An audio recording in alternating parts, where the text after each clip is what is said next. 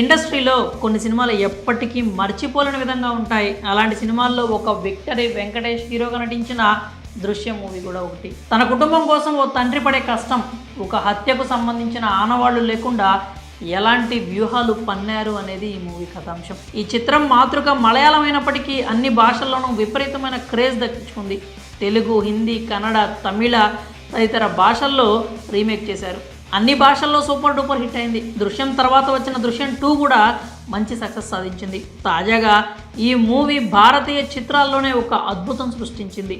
ఇప్పటి వరకు భారతీయ చిత్రాలు చాలా వరకు హాలీవుడ్ సినిమాలు స్ఫూర్తిగా తీసుకొని రీమేక్ అయ్యాయి. కానీ భారతీయ సినిమాలు నేరుగా హాలీవుడ్లో రీమేక్ కాలేదు అంటుంటారు. ఇప్పుడు ఇండియన్ ఫిల్మ్ ఏకంగా హాలీవుడ్లో ఫస్ట్ టైం రీమేక్ అవుతోంది. అది కూడా ఓ సౌత్ సినిమా కావడం విశేషం. ఆ చిత్రమే దృశ్యం.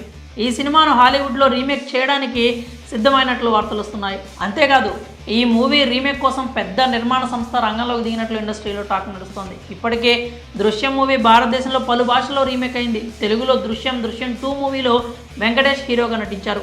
ఈ 2 సినిమాలకు టాలీవుడ్లో విశేష ఆదరణ లభించింది.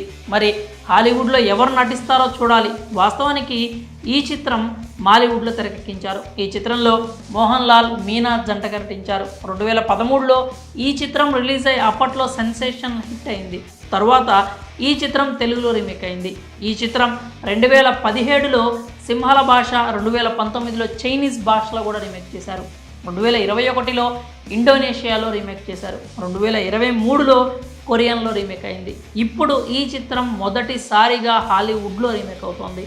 ఈ చిత్రం విదేశీ హక్కులను పనోరమా స్టూడియో కొనుగోలు చేసింది. ఆ సంస్థ ఇప్పుడు దృశ్యం, గల్ఫ్ స్ట్రీమ్ పిక్చర్స్, జోట్ ఫిల్మ్స్తో పాటు హాలీవుడ్లో రీమేక్ చేయనున్నారు.